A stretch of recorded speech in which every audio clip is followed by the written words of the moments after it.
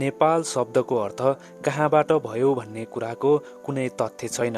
नेपाल हिमालयको काखमा भएकोले नेपाल शब्दको अर्थ नेपालै भएको मानिन्छ। साथै नेपाल शब्द तिब्बती भाषामा नियम पालनबाट आएको भनिन्छ, जसको अर्थ पवित्र भूमि भन्ने बुझिन्छ।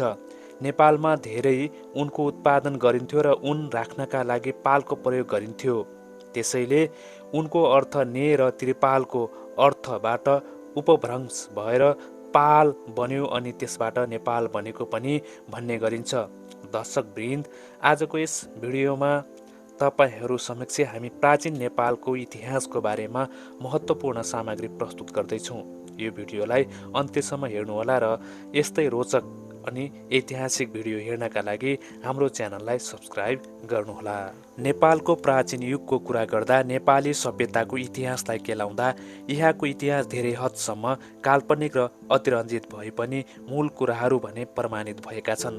ईसापूर्वको हजारौं वर्ष पहिलेदेखि नै प्राचीन काल सुरु भए तापनि ईस्वीत सम्वत थालनी अघि भने नेपालको इतिहास स्पष्ट छैन। किराँती काल पूर्वका ठोस ऐतिहासिक सामग्रीहरू प्रमाणित हुन सकेका छैनन्।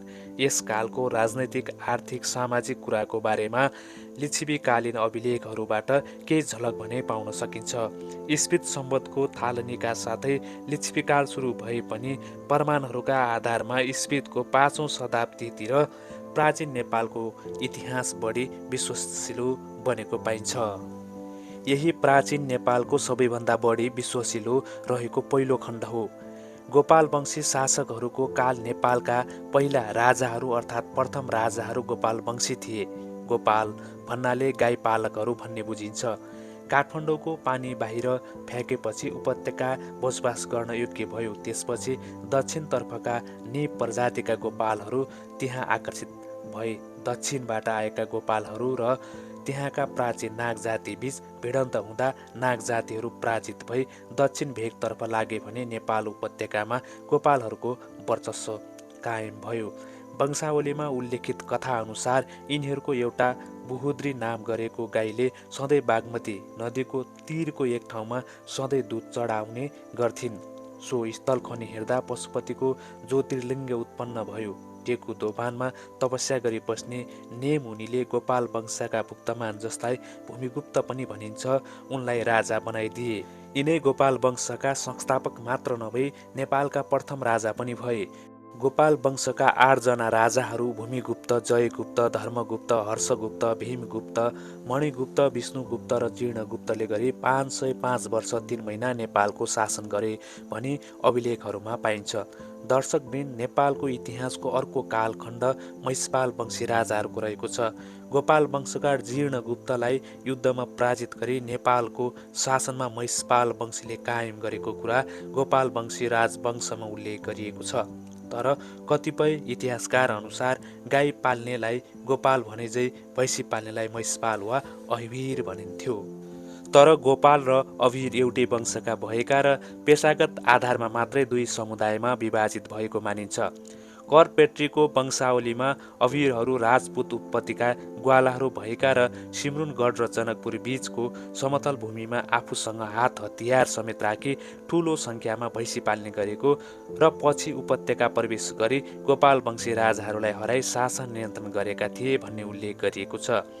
यस वंशका प्रथम राजा वीरसिंह हुन्। गोपाल वंशावली अनुसार यस वंशका 3 शासकहरूमा बरसिंह, जयसिंह र भुवनसिंहहरूले क्रमशः 49 वर्ष, 71 वर्ष 2 महिना र 41 वर्ष गरी जम्मा 161 वर्ष 2 महिना शासन गरेका थिए। त्यस पश्चात सुरु हुन्छ किराँत वंशी राजाहरूको काल। नेपाल उपत्यकामा राज गर्ने लिच्छवी वंशभन्दा पहिला र महिषपाल र अभिर वंशीभन्दा पछाडि बीचको समयमा किराँत वंशीले शासन गर्दथे भन्ने कुरा साहित्यिक स्रोतहरूमा फेला पर्दछ। गोपाल वंशावलीमा किराँत राजाहरूको सूचीका साथै उनीहरूको मूल भूभाग सुनकोशी र तामाकोशी बीचको भूभाग भनी उल्लेख गरिएको छ। अभिर वंशका अन्तिम राजा भुवनसिंहलाई युद्धमा पराजित गरी किराँतवंशी राजा एलुङ वा एलम्बरले शासन गरेका थिए भन्ने भनाइ छ। यो द्वापर युगको अन्त्य वा कलियुगको सुरुवाततिर 6औं शताब्दीमा घटेको घटना मानिन्छ। नेपालमा ऐतिहासिक घटनाक्रमको सुरुवात किराँती राजाहरूबाटै भएको मानिन्छ। गोपाल वंशावलीमा 32 भाषा वंशावलीमा 28, राइट वंशावलीमा 29 राजाहरूको विवरण पाइन्छ। तथापि किरात वंशका 29 पुस्ताका 32 राजाहरूलाई झन्डै 1500 वर्ष जति शासन चलाएको मानिन्छ। किरात वंशी मुख्य राजाहरूको नामावली यस प्रकार रहेको छ। पहिलो रहेका छन् एलेम्बर।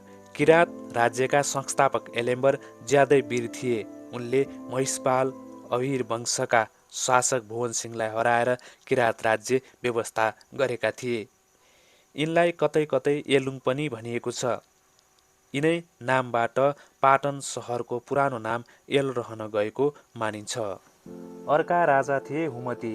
यी 6औं किराती राजा थिए। यिनलाई गोपाल राज वंशावलीमा हटी भनेर पनि उल्लेख गरिएको छ। डेनियल राइटले छपाएको वंशावली अनुसार यिनलाई महाभारत युद्धकालका राजा पनि भनिएको छ। हुमती पछाडि अर्का राजा आउँछन् किरात वंशका जितेदास्ती। किरात राजा जितेदास्ती अर्का उल्लेखनीय राजा हुन्। यिनलाई भाषा वंशावलीहरूले 7औं क्रममा राखेका छन्। यिनको शासनकालमा गौतम बुद्ध काठमाडौँमा आएको चर्चा गरिएको छ। तर गौतम बुद्ध भने स्वयं उपत्यका आएका थिएनन्। उनका चेला आनन्द मात्र उपत्यका आएर बौद्ध धर्मको प्रसार गरेका थिए। जितेदास्ती पछाडि अर्का राजा आउँछन् स्थुङ्को। केही वंशावलीका अनुसार किराँत राजा स्थुङ्को पालामा मौर्य सम्राट अशोक नेपाल आएको उल्लेख गरेका छन्। तर वंशावलीको भनाइ त्यति सत्य देखिँदैन। अशोक लुम्बिनी कपिलवस्तुमा मात्र आएका थिए। काठमाडौँ उपत्यकामा आएको कुरा कतै प्रमाणित भएको छैन। किराँतहरूपछि नेपालमा लिच्छवी वंशले शासन गरेको पाइन्छ। वंशावली एवं पुराणहरू अनुसार सूर्य वंशी क्षेत्रीहरूले किराँतहरूलाई जितेर नयाँ शासन व्यवस्था कायम गरेको पाइन्छ। गोपाल राज वंशावलीमा सूर्य वंशको प्रभावले किराँत राजाहरूलाई जितेर लिच्छवी राजवंशीको शासन चल्यो भनी लेखिएको छ भने पशुपति पुराणमा पनि किराँतहरूलाई बोली वचनले विश्वासमा पारेर युद्धमा परास्त गरेर वैशालीका स्वामी वा पतिहरूले आफ्नो शासन सत्ता कायम गरेको भन्ने उल्लेख पाइन्छ। यसै प्रकारको सन्दर्भमा हिमवत् खण्डमा पनि पाइन्छ, जसमा वैशालीका स्वामीहरूले किराँतहरूलाई पराजित गरेर नेपालमा शासन सत्ता कायम गरेको भनाइ छ। यस प्रकार नेपालमा लिच्छवी व्यवस्थाको थालनी किराँतीहरूको अन्त्यपछि लगतै भएको देखा पर्दछ। गोपाल वंशावली अनुसार अन्तिम किराँती राजा खिबु, भाषा वंशावली अनुसार गालिस, राइट वंशावली अनुसार किराँती राजा गस्तीलाई परास्त गरेर वा धपाएर लिच्छवी राजाहरू नेपालमा शासन सुरु गरेको देखिन्छ। लिच्छवी राजवंशको थालनी कुन समयदेखि भयो यसबारे यकिन गर्न भने सकेको छैन। लिच्छवीहरू नेपालमा आउनुभन्दा अगाडि भारतको मुजाम्बापुर नगरको बसाड भन्ने वैशालीमा स्वतन्त्र गणतन्त्रात्मक शासन प्रणाली अनुसार शासन चलाउने गर्दथे। त्यो भागमा राजतन्त्रात्मक शासन प्रणाली सुदृढ हुँदै गएको र अजातशत्रुबाट पराजित भई ईसाको प्रथम शताब्दीतिर शरणार्थीका रूपमा लिच्छवीहरू नेपाल प्रवेश गरेको पाइन्छ। वैशालीमा शासन चलाएका लिच्छवीहरूले यहाँका भुरे टाकुरे सामन्त राजाहरूलाई हराई शासनमा कब्जा गर्ने महत्त्वाकांक्षा प्रदर्शन गरे। तर लिच्छवीहरूको सत्ता कब्जामा त्यति सरल र सहज नभई ठूलो सङ्घर्ष र रक्तपातपूर्ण घटनाबाट मात्र सम्भव भएको थियो। तत्कालीन शासक वर्गप्रति जनताको तीव्र असन्तोष व्यक्त भएको बेलामा जनभावनाको अनुकूल लिच्छवीहरूले सङ्घर्षको नेतृत्व गरेका थिए। किराँतहरू युद्धमा हारेर पूर्वी भेगमा विस्थापित हुन बाध्य भए भने केन्द्रमा लिच्छवीहरूको राज्य सत्ता कायम हुन पुग्यो। जनहितलाई बढी स्थान दिने शासन व्यवस्था, सङ्गठित जनजीवन, उन्नत आर्थिक व्यवस्था, शिक्षाको स्तर, आकर्षक कला तथा आदि कुराले गर्दा लिच्छवी काललाई नेपालमा स्वर्णमय युग पनि भनिन्छ। हुन पनि तुलनात्मक दृष्टिले हेर्ने हो भने यो युग सर्वाङ्गीन विकासको युगको रूपमा रहेको देखिन्छ। लिच्छवी शासनकाल अन्तर्गत फेला परेको पहिलो प्रमाणित अभिलेख राजा मानदेवको सन् 464 को चाँगुको अभिलेख हो, जसमा मानदेव भन्दा अगाडिका 3 पुस्ताको विवरण दिएको छ। यसबाहेक लिच्छवी वंशका 8औं शताब्दीतिरका राजा जयदेवको पशुपति अभिलेखमा लिच्छवी राजाहरूको सुरुदेखिकै वंशावली लेखिएको छ। तर यस वंशावलीमा लिच्छवी राजाहरूको नामको सट्टा क्रमाङ्क मात्र लेखिएको पाइन्छ। यस वंशावलीको आधारमा सन् 464 मा चाँगुको अभिलेख स्थापना गर्ने राजा मानदेव लिच्छवी वंशका 39औं राजाको रूपमा देखिन्छन्। मानदेव अघिका राजाहरूको शासनकाल शासन 20 वर्ष मानेको खण्डमा मानदेव भन्दा 760 वर्ष अघि अर्थात् 296 वर्ष ईसापूर्वमा लिच्छवी शासन नेपालमा सुरु भएको मान्न सकिन्छ। प्रसिद्ध लिच्छवीकालीन शासकहरूलाई पनि लिच्छवीहरू मूलतः सूर्यवंशी मानिन्छन्। अयोध्याका सूर्यवंशी राजा दशरथका 8औं पुस्तामा लिच्छवी भन्ने व्यक्ति भएको मानिन्छ। लिच्छवी वंशमा सुपुष्प नामका राजा भए, जसलाई लिच्छवी राजवंशका संस्थापक र आदिपुरुष पनि मानिन्छ। सुपुष्प जयदेव द्वितीयको पशुपतिको आगलिपमा उत्कीर्ण वंशावलीमा लिच्छवी नाम गरेका राजा पछि 13औं पुस्तामा कामदेव जस्ता राम्रो रूपरङ्ग भएका राजा सुपुष्प पनि भनिएको छ। कतिपयले सुपुष्पलाई नै नेपालका प्रथम राजा मान्ने गरेको पाइन्छ। वंशावलीहरूमा भने सुपुष्पलाई चौथो राजाको रूपमा देखाइएको छ।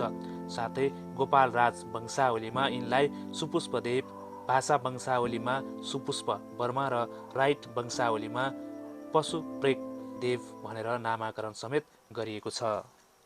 गोपाल राज वंशावलीका अनुसार यिनले नेपालमा वर्ण व्यवस्था कायम गर्नुका साथै पशुपतिको देवल बनाउने, त्यसमा छाना हाल्ने, सहरलाई सुन्दर बनाउने, राज्यमा मर्यादा कायम गर्ने तथा न्यायपूर्ण राजा प्रजाहरूको पालना गर्ने काम गरेका थिए। यसबाहेक यी राजाले पशुपतिमा सुनको छाना हाल्नुका साथै गजुर समेत थपेर अग्लो र भव्य तुल्याएको उल्लेख छ।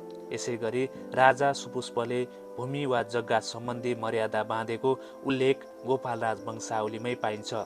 सुपुष्प पश्चात अर्का राजा आए मानदेव। शासन सञ्चालनमा कुशल मानदेव प्रथमको शासनकालमा आएर नेपाल राज्य अझै व्यवस्थित, विकसित र बलियो बन्यो। शास्त्र जान्ने, जनतालाई आफ्नै परिवार ठान्ने जस्ता राजगुणहरूले युक्त यी राजाले राज्यमा आर्थिक उन्नति र आर्थिक व्यवस्थाद्वारा 41 वर्ष ईसापूर्व 464 देखि 505 सम्म आफ्नो शासनमा स्थिरता कायम गरे। आफ्नो राज्यमा मुद्राको व्यवस्थाको अतिरिक्त काल विद्या स्रोतको समेत विकास गरे।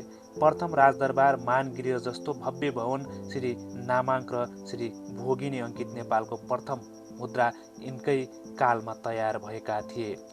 यिनैको समयदेखि प्राचीन नेपालको इतिहास पनि बढी स्पष्ट र भरपर्दो भएकाले प्रथम प्रमाणित महाराजा यिनैलाई मानिन्छ। यिनको राज्य पूर्वमा कोशी, पश्चिममा गण्डकी, काली गण्डकी पारी मल्लपुरी र उत्तरमा हिमालयसम्म फैलिएको थियो।